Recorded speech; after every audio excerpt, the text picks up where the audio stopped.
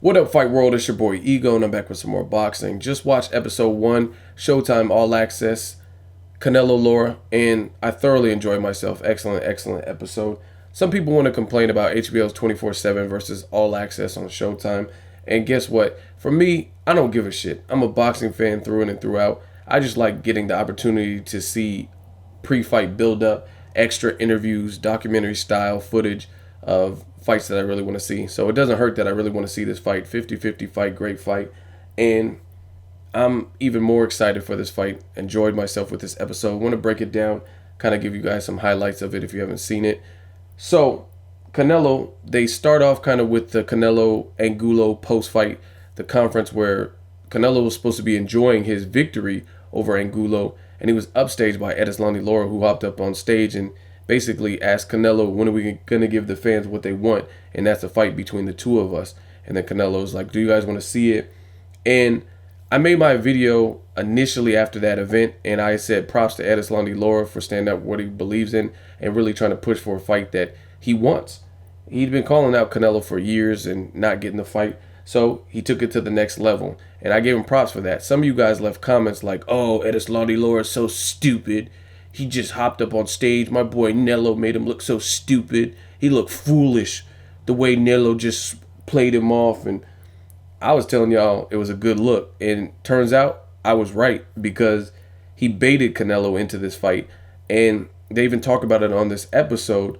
That's pretty much the reason why he got this fight, because he made Canelo feel a type of way, disrespected, upstaged, and embarrassed. And it would look mighty bad for Canelo to be touted as, you know what I mean, a future pound for pound guy, and you let somebody hop up on your stage and upstage you on your night after you just won, after your victory, and you just let that ride and don't do anything about it. It would have made Canelo look really bad. So Canelo-Lara basically put him in a precarious position where he kind of had to go after that. And Canelo, being machismo, like I think he is, he was like, fuck that. I'm not going to let that ride, make the fight happen.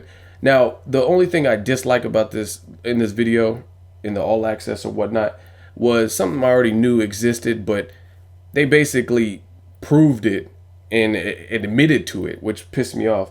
And that's these fucking promoters trying to meddle with good fights. If it's a good fight and they take a L, oh well. You know what I'm saying? Canelo's 22, 23 or whatever.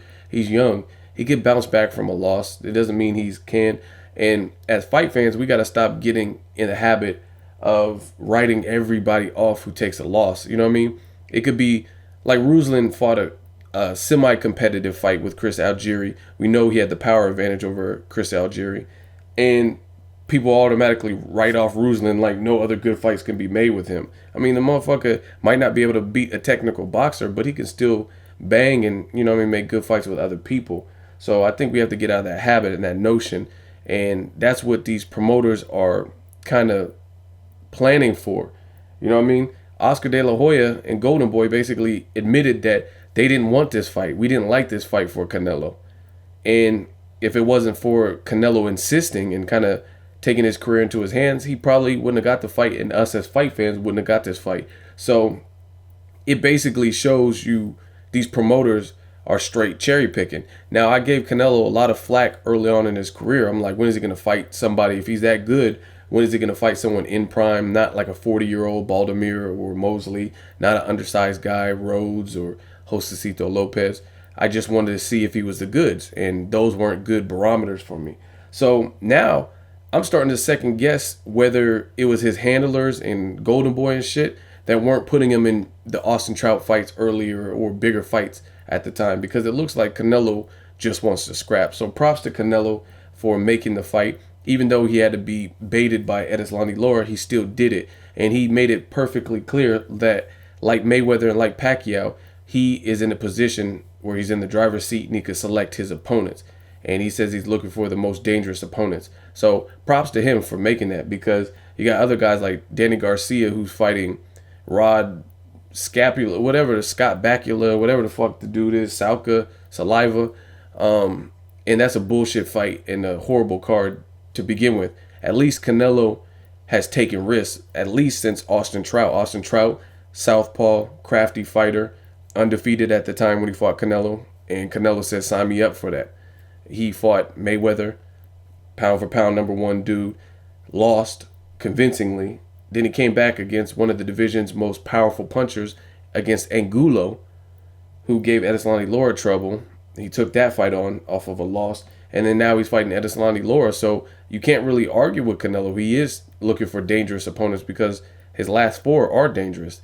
Now, as far as his handlers, they might have been trying to baby him and spoon feed him for too long. You know what I mean? And I just hope these promoters can take the titty out of their fighter's mouth and let that motherfucker scrap, prove their worth.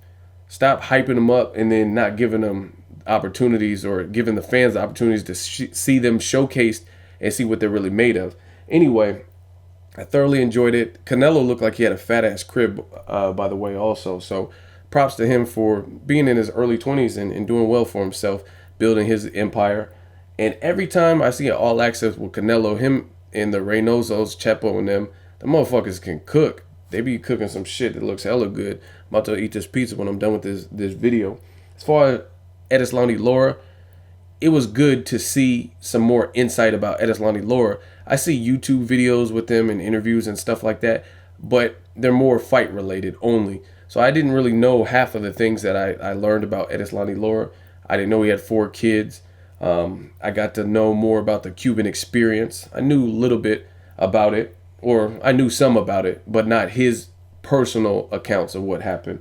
And it sounded pretty treacherous. He basically said it's kind of like a militia. They treat them like soldiers in the Cuban school of boxing at a young age. They're very strict, and you know what I mean, they just groom you to box. And he said he had to get out of there. He says if he wouldn't have defected and came to the States, he would have been another boxer who never made it, basically, and was a wino, drunk in the streets, not really doing shit.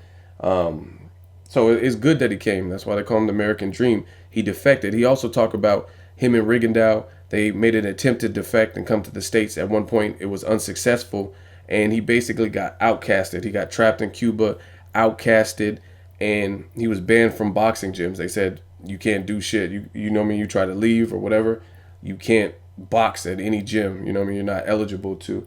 So obviously, as the story goes on, he was able to defect and he was able to come over here and reestablish his life and, you know what I mean, work on his career and stuff like that. So props to him. The Cuban experience seems like those motherfuckers are tough to endure that, to live with that. You know what I mean? In the States, we complain about trivial things like, oh, there's a power outage and my internet went out or whatever. These people are dealing with, in other countries, you go to Russia or China's and Cuba's and different places, they're dealing with dictators and communism, not having the ability to have a cell phone, not having running water, overcrowding, poverty, just crazy shit. Not saying we don't deal with none of that in the States, but it's just a different experience. So it was good to hear that Cuban experience, see what these motherfuckers go through, and you wonder why they're built tough, and you know what I mean, they're built to last.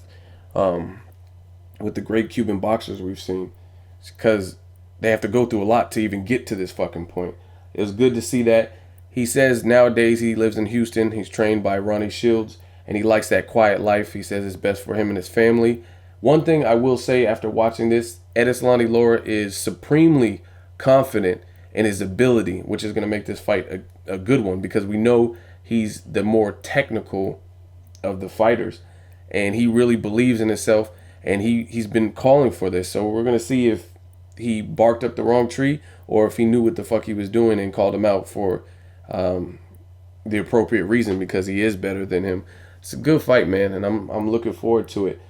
They also talked about Oscar De La Hoya and his dark time right before Mayweather Canelo, and he got checked into the rehab. I was like, oh shit, they're gonna talk about this dildo shit with the dildo up his ass. But HBO, they refrained from that, and they didn't talk about that. They just talked about him. De La Hoya basically said what I thought he was gonna say, that everything's back on track and he needed that. It feels refreshed, rejuvenated.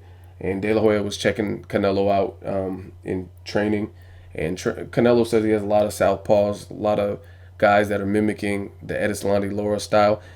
One thing I did notice about both fighters, they both seem like they're in tremendous shape, which is good for Canelo especially, because Edeslani-Lara always seems pretty much in shape, pretty lean. But Canelo, after he had that Mayweather money and took that L, he seemed like he got a little tubby and gained some weight. And they were doing some Showtime promo shit for the Angulo buildup, and he just didn't. He looked kind of soft. But in this episode, you see a 6-pack. He looks like his weight's being maintained a lot better. Edeslani-Lara looked a lot bigger than I remember. So he's a big 154 pounder. All these things factored in are making me more excited for this fight. It's just overall a great fight. Edeslani-Lara, I didn't know he was having a baby like 2 days after this fight, July 14th. That was interesting. They showed a little bit about his wife and family. He took his kids to the barbershop. He also has a pigeon coop. Edeslani-Lara has a pigeon coop. He said he started it back in Cuba, and it's something he's just maintained and kept up with. He even made a joke and called one of the pigeons, said it looked like Canelo. Then he did this Eddie Murphy laugh. He's like, this one is Canelo. And he had this like funny ass laugh. But I'm looking forward to this fight. They had a little fight montage or training montage at the very end, and I'm just really amped up. Overall, good production, very solid production from Showtime. And I want to know what you guys think. If you watched it, what do you think of this episode? What did you learn? Who you think is going to win? Make sure you like this video. As always, hate, comment, or subscribe. Till next video, it's Ego, signing off.